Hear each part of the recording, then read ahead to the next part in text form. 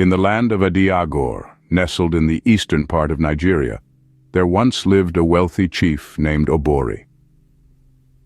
A man of immense wealth and respect, Chief Oborri was known for his generosity and wisdom.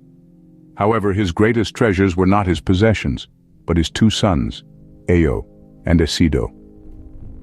Eyo, the elder of the two, was a mirror image of his father. He was industrious, dedicated, and had a knack for trading. Whether it was bargaining with the merchants in the bustling market, or tending to the vast fields that stretched as far as the eye could see, Eyo was always on his feet, always working. His diligence paid off, making him successful and well-respected among the villagers. Then there was Essido, the younger son. Unlike his brother, Essido was as laid back as a lazy afternoon. His days were spent idly, indulging in extravagance and merriment. The villagers often found him lounging under the shade of the mighty iroko tree, while his peers toiled under the hot sun. His love for the easy life was only surpassed by his love for spending his father's wealth. The stark contrast between the brothers was as clear as day and night. Where Eyo was the rising sun, hard-working and bright, Essido was the setting moon, lazy and extravagant. Yet Chief Oborri loved them both equally, believing that Essido would eventually outgrow his laziness. Alas, time had a different plan. Chief Oborri grew old and frail, and one fateful night he breathed his last. His passing was a great loss to Adiagor, leaving a void that seemed impossible to fill. The chief's vast estate, a testament to his lifetime of hard work and prosperity, was passed on to Eyo. It was a decision that was met with nods of approval from the villagers who trusted the elder son's wisdom and diligence. Essido, however, was left in the shadows, his heart filled with envy and resentment. When Chief Oborri breathed his last, his vast estate fell into the capable hands of Eyo, leaving Essido in a cloud of envy. The seeds of a bitter rivalry were sown, setting the stage for a tale of greed, betrayal, and a desperate quest for power. Essido, driven by greed and influenced by his evil companions, plotted a sinister plan. This tale takes us deep into the heart of Essido's plot, a dark twist in an otherwise idyllic story of two brothers.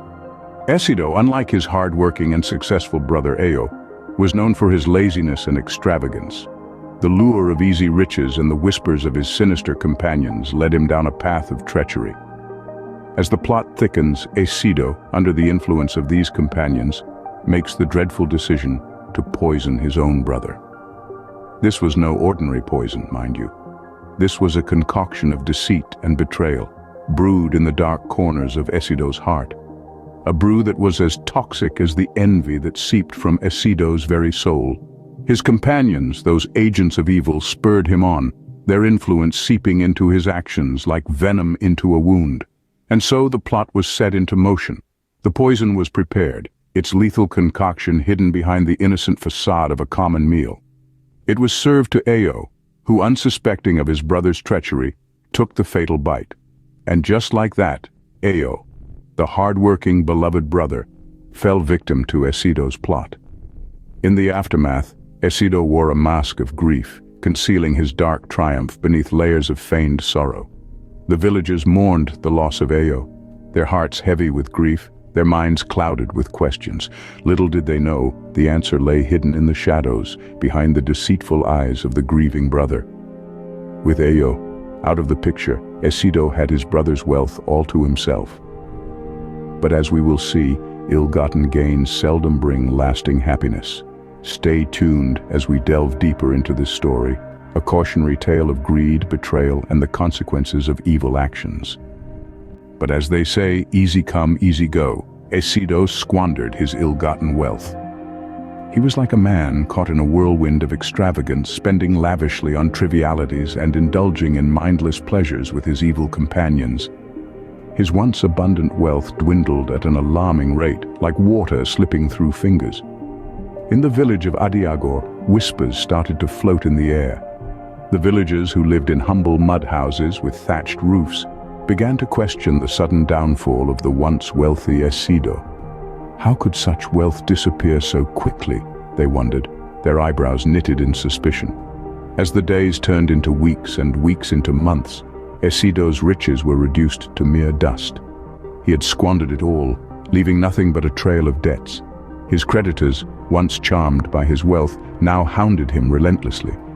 The once extravagant Essido was now a shadow of his former self, his pockets as empty as his promises. In this part of eastern Nigeria, where superstition ran as deep as the Niger River, the villagers started attributing Essido's sudden misfortune to his evil deeds. He must have used witchcraft to kill his brother Eyo, they murmured among themselves, their faces etched with fear and loathing. The belief in witchcraft was deeply ingrained in their culture. They believed that those who did evil would eventually face the wrath of the spirits. Essido's downfall was seen as a punishment from the gods for his wicked deeds. It was as if his riches were made of sand, quickly washed away by the tide of his misdeeds. The once wealthy Essido was now penniless, his evil deeds catching up to him. His story serves as a stark reminder that ill-gotten wealth never lasts, and that karma, like the spirits of the village, is always watching. The village chiefs convened, their suspicions pointing towards Essido. The sun had set on the tranquil village of Adiagor, the shadows of the mud houses with thatched roofs stretching long and eerie under the moon's glow. The air was thick with tension, the normally vibrant village square now a solemn assembly of the village's most esteemed elders.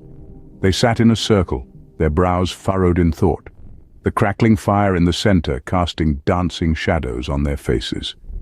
The topic at hand was a grave one, the untimely demise of their beloved Eyo, and the unsettling events that followed. Essido, once a mere shadow of the thriving Eyo, had suddenly blossomed into a figure of wealth, his pockets never running dry, his extravagance never dimming. The village had watched, first with surprise, then with suspicion, and finally with dread. The pieces of the puzzle started to fit together, forming an image too sinister to ignore. The village's wise woman, Neka, broke the heavy silence. Her voice, usually filled with tales of joy and laughter, now bore a grave tone. She recounted the tale of Essido's sudden rise to wealth, his reckless spending, and the whispers of witchcraft that followed him like a shadow. The chiefs listened, their expressions turning darker with every word. They weighed the evidence, the strange coincidences, the whispers of deceit, and the undeniable fact that Essido had profited greatly from his brother's demise.